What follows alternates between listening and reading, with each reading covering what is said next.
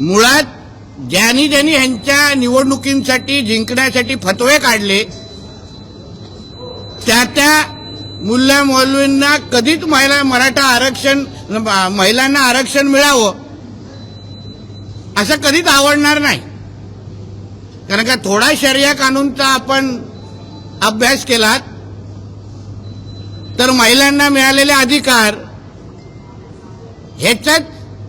ह्याचीच भूमिका आणि आता घेतलेल्या विरोधकांची भूमिका त्याच्यामध्ये साम्य आहे.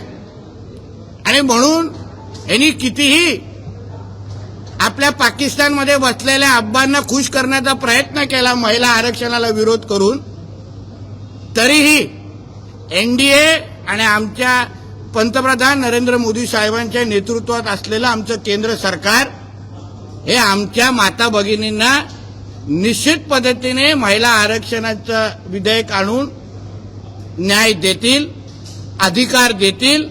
हे आमच्या हिंदू राष्ट्रामध्ये आम्ही आमच्या माता भगिनींना निश्चित पद्धतीने अधिकार देऊ, हक्क देऊ, हा विश्वास या निमित्ताने मी व्यक्त करतो.